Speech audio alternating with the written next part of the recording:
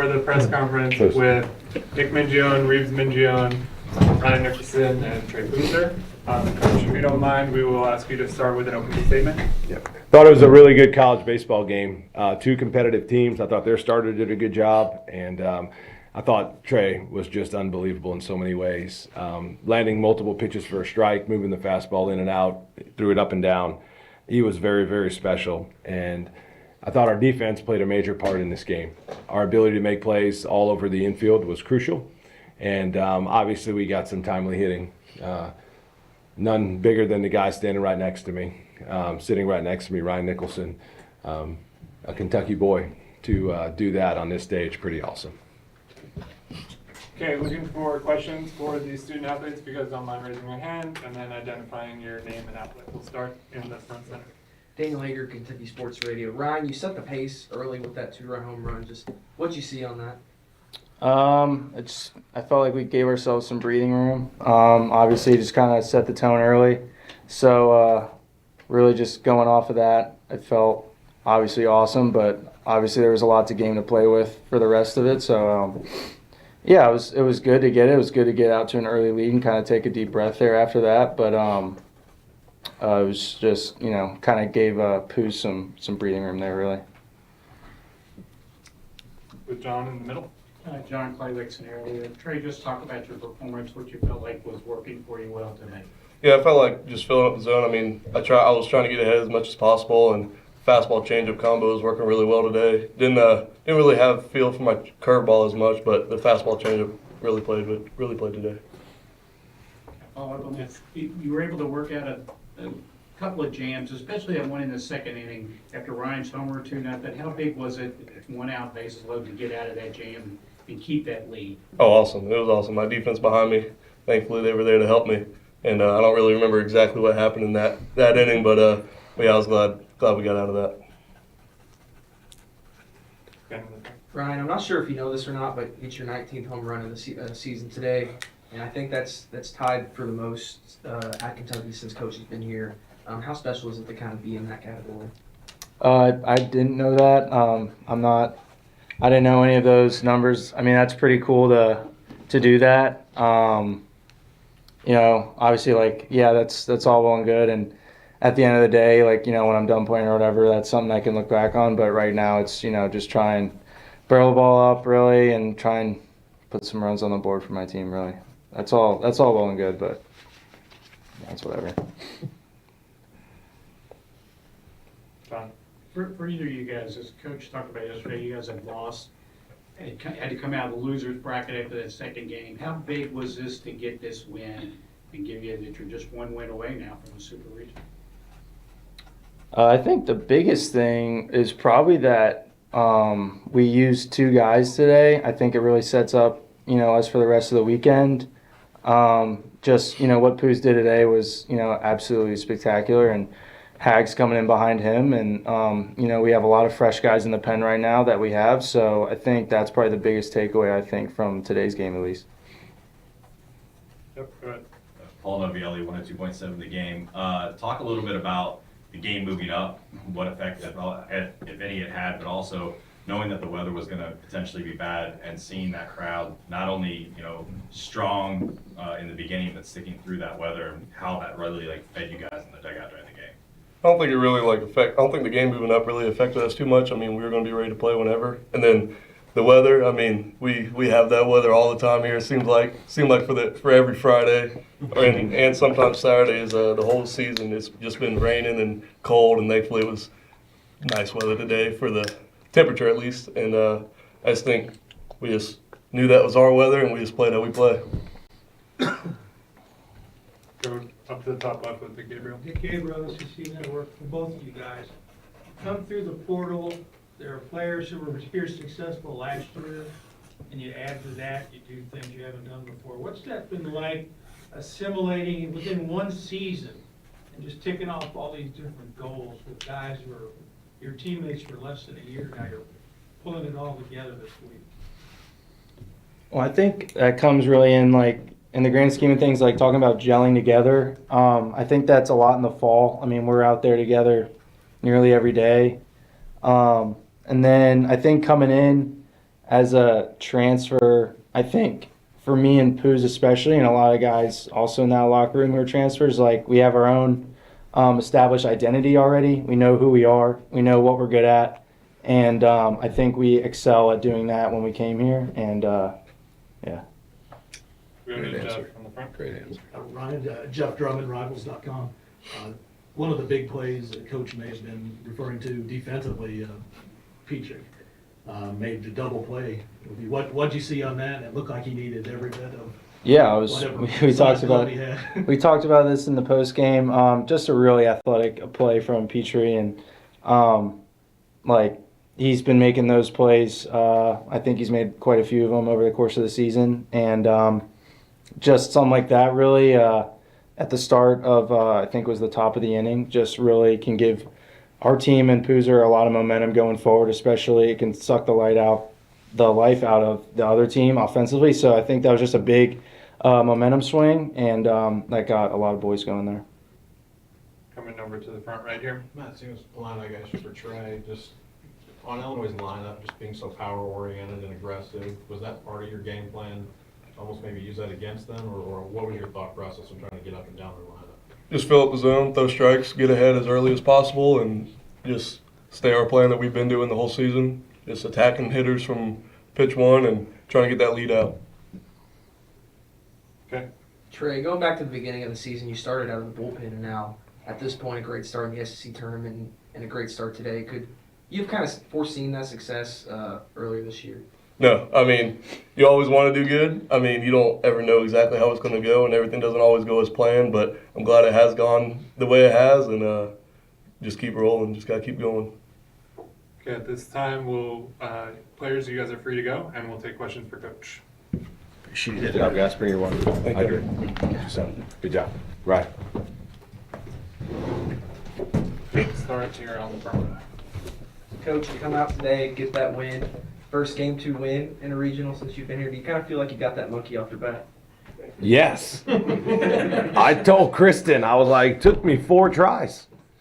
06, 17, 23, 24. Took me 4 tries. 4 tries. So happy. Just another thing that we haven't done before. And still obviously have a lot of baseball left. But yes, monkey off my back. It is gone. Don't bring it up anymore, okay? No, I'm joking.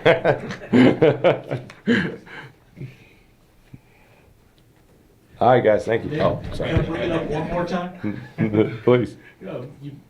You talk about how hard it was, and yesterday, how much focus on getting this one. Does it give you even that much more appreciation where you said, looking back to 17, kind of took it for granted, and now, 4 tries to get that second win, how difficult these regions are?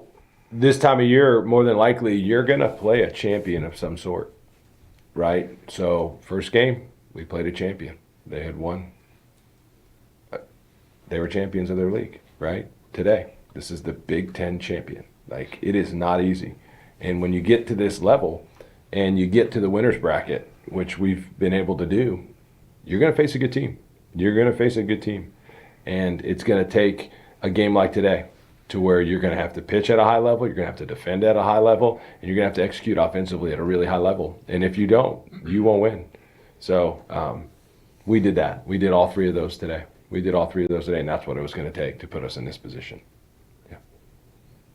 Yep, on the front. Coach, Dan kind of touched on it with Trey there, but you moved him into the rotation about in March. What kind of went into the decision then, and did you foresee him kind of becoming your ace down the line? Well, he's had experience before and starting experience at the college level, and anytime you can have that, that is a bonus, right? The transfer portal does allow you to be older, and it allows you to develop your high school guys. If you look at our lineup, I feel like we had a great mix that played in this baseball game from a pitching and pitching and an offensive side. When you look at the guys up and down our lineup, Pete is a high school guy, Devo's a high school guy, Nolan McCarthy, James McCoy, Ryan Hagenow. Like, we had a good balance of guys, and the high school recruiting is always going to be our foundation, and if you can add guys that have experience. And I just remember having my first conversation with Trey and asking him, like, what's important to you? And he's like, I want to win. I want to win. I want to go somewhere I can win and develop. And I said, all right, congratulations, you said Kentucky, you're a Wildcat. No. But, you know, and that's same thing with Ryan Nicholson. This is a guy to play for his, you know, state institution in his school to do this. A guy from Louisville, Kentucky, and it means a lot. But these two guys have also been coachable, and they've tried to get better. And you could see Ryan getting better throughout the fall. By the time we started getting to the middle of October, some of you have heard me share stories with him where he started putting together really good batting practices. And his focus during those 20, 25-minute sessions just kept getting better, and he was able to move on after a bad swing and a bad round, and you can see it coming. And so with Trey, Travis was there.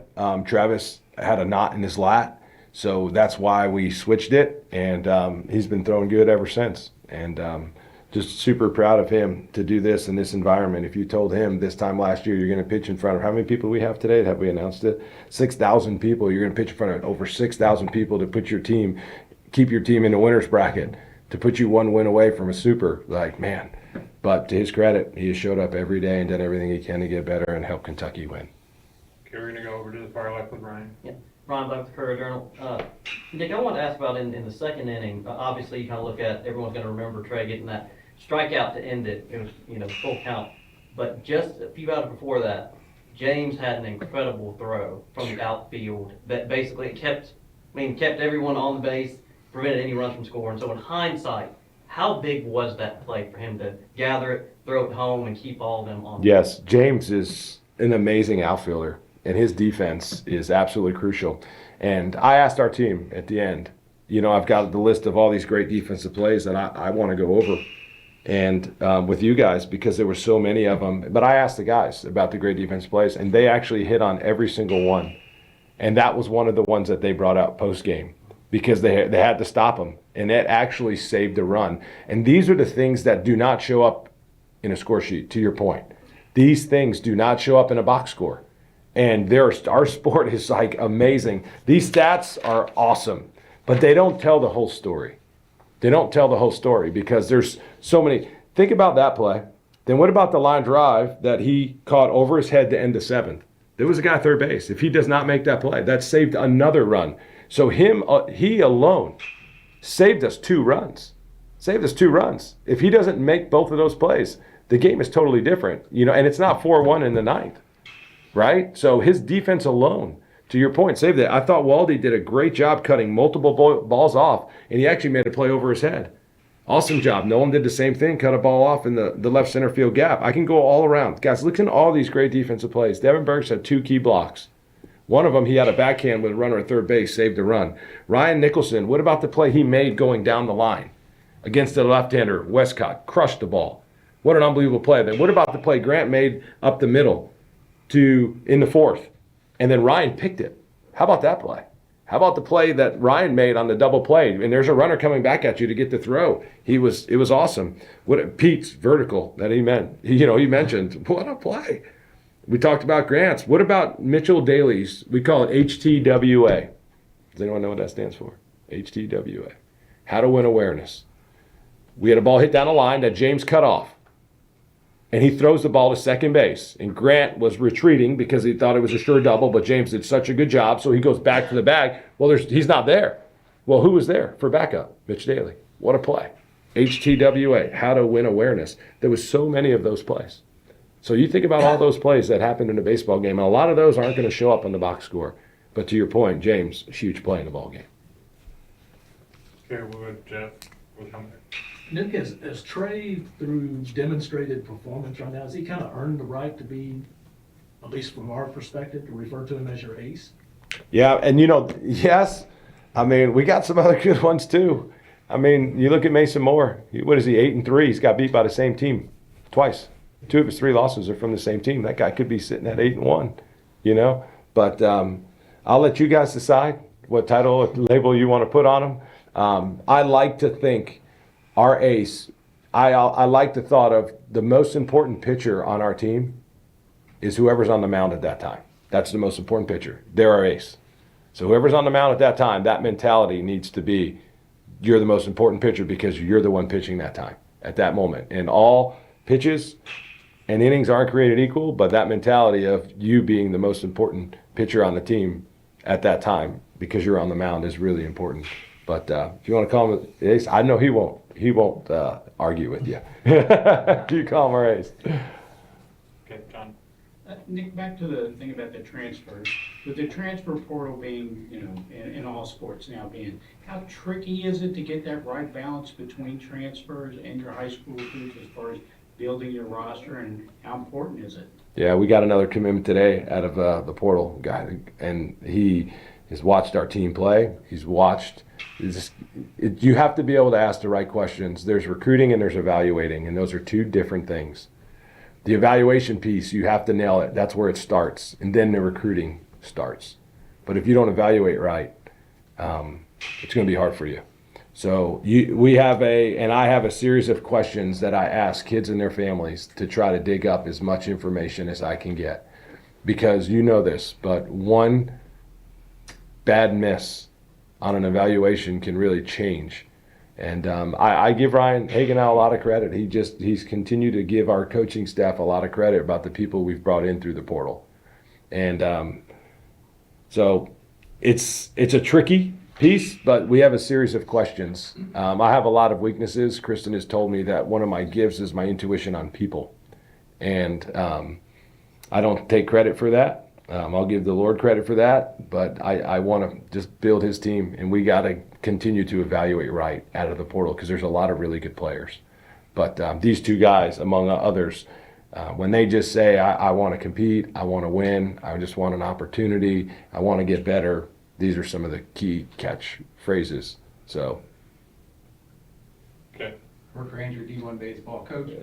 How important has Ryan Walsh been for you at the top of the order, and how big was that two-run home run in the top of the ninth to give you guys a little extra breathing room? He, in a lot of ways, I feel two totally different hitters, but I feel a lot like him when we had Evan White. When Evan White stepped to the plate, you just knew something good was going to happen. And you knew that Evan was never out of an at-bat. Waldy's never out of an at-bat.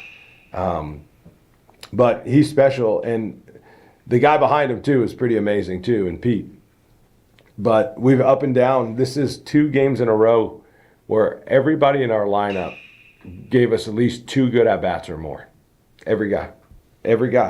And, Waldy hits the 2-run home run, but how did that happen? Why was it a 2-run home run? Because Grant, who's played a ton of college experience, draws a walk, a 3-2 walk. And he battles and battles, and it turns into a 2-run home run.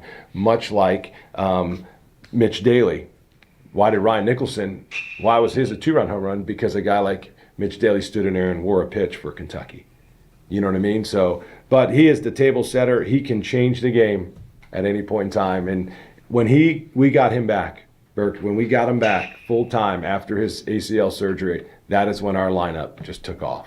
And I can really believe in my heart it was the insertion of him every day, full time, in left field in our lineup. And we've been scoring runs ever since. Okay, we'll go top left with the Coach, we've talked a lot about your style of play this year, about how versatile it is. I think these first 2 games are a great example. Obviously, your first run yesterday, don't get the body. You 2 bombs today. You got a lot of buttons you can push with your offense, but how often do you tell yourself, I'm not going to push any button, I'm just going to let these guys play it out? Yeah, a lot of things go into that. The score, I'm just going to peel off about 10 of them for you. The score, the out, the inning, the defense, the pitcher on the mound, the weather, where we're at in our lineup, where they're at in their lineup, what did the guy do his at-bat before, and what is the count? Like, those are 10 factors. So you think about all those different things. And after yesterday's game, I paid Nick Amorati a lot of credit in front of our team. He put on 11 different plays. 11 in one game. He put 11 different plays. And there's a lot that goes into it, but also forces our opponents to prepare for us. So what about the play that was it Grant hit right down the line and it hit right off the third baseman's glove? Well, why was he playing right there? Why was he just a tad late? You know this, the threat of the bunt. So we gained an advantage. He lost a step to his left and right by coming in. So there's all these things that go in. And the game of baseball, you guys have heard it say all the time, it's a game of what? Oh, man, it is a game of inches. So you're just fighting for one. And this league and this job, it is just you're fighting for inches. It is like the greatest form of tug of war you've ever seen, and it's just like a flat-out stalemate. I use this example at the SEC tournament, and just two teams are just, I mean, they're just pulling. And it's like you gain 1 inch, you're like, yeah, you're doing good, keep pulling. You're like, all right, and then all of a sudden they gain it back, and you're like, oh, man, come on, pull harder. And it's just like you barely move. You barely move. It's like just fighting for inches. I mean, and today was a good example. The play with Grant up the middle, got it where he's out by an inch. Pete jumps up, catches it by an inch. You know, James, Waldy, all these things. And we missed a couple home runs by, I mean, less than an inch on the barrel. I mean, I want you to think about it. If he just, they catch that ball maybe this much longer. I can see you, John. I see you, John. Like that much more. We have a couple more home runs. This game is just, and you got to take care of it. And we do want to attack, and you know what? We're going to make some mistakes, and we're going to make outs. And some of them are not going to be good, and Coach Mingione's going to be frustrated, and I'm going to do my best to hold it together. But we have to attack. And I just believe when you put pressure on 18 to 24-year-olds, most of the time it goes your way. Okay, we're going right here. Coach, obviously 2-0 is great, but it seems like your pitching staff is in a really good position. You haven't burned through a lot of arms. Obviously, some teams can be 2-0, and it's gone through a lot of their bullpen. Where do you guys sit, and how confident are you going into at least, hopefully, just one more game? But you know, if you have to go to 2, how well set up you guys are prepared to, you know, have a pretty good arsenal of arms for that? Yeah, obviously what Trey did today was crucial because it's allowed some guys. And I would tell you this, that our pitching staff, guys have been better when they've had a day in between and you don't have to use them on back-to-back days. So I anticipate Ryan Hagenau, he will not be available, but besides him, I feel like we have everyone back. Hoagie, everyone. So we'll have a lot of, you know, bullpen ready to go to try to win one. And if that doesn't work out, then we're going to have to win another one. So in order for us to do what we want, a minimum of 1 win, maybe 2. So, but their guys are rested. And the job that those 2 guys did was crucial. Absolutely crucial. Okay, time for a few more. We'll go right here. Nick, when you face a team like Illinois that is so power-oriented and almost dependent on the home run, what is on the checklist for somebody like Trey to shut off that water like he did? Yeah, his ability to mix his pitches was absolutely crucial. And, you know, Trey coming out of the portal, I thought he had one of the best changeups in the transfer portal. He had one of the best changeups. So that was a huge pitch for him today. You heard him say that maybe he didn't land his breaking ball as much as he wanted, but his ability to just throw an off-speed pitch at any point in time, first pitch or behind, the count was absolutely crucial. But his ability to just mix pitches, and you just try to get him a little bit out in front, maybe a little bit late, you throw him enough soft, and you beat him with a fastball, and they're just a tad off, but his ability to mix pitches was crucial. Before I finish, too, I know we got time for a couple more, but I thought our fans were unbelievable. This is in Vanderbilt, that series, they just sat through rain today. I looked up, I was like, look at this. This is absolutely awesome. They just sat there through the rain and just got soaking wet. And that meant a lot to us. And we felt them. We felt them today. So we're going to need you again tomorrow. And you might have to sit through rain again. So please, bring it. Okay, so. Yeah, Nick, you talk about new experiences, and this is a new experience for you. You don't have to play 2 games on Sunday. Yes. You're going to take tomorrow off or morning? Yeah. What's the schedule going to be like? Good question. Good question. I haven't been able to put this little man to bed the last couple nights, so I'm going to put Reeves to bed tonight. He usually asks me, Dad, you going to put me to bed tonight? I'm like, yes. Did I save the question? Yeah. You were going to ask me that. All right. So I'm going to put Reeves to bed, try to spend time with Kristen, and I'll get up in the morning and had a great breakfast today with some close friends of ours.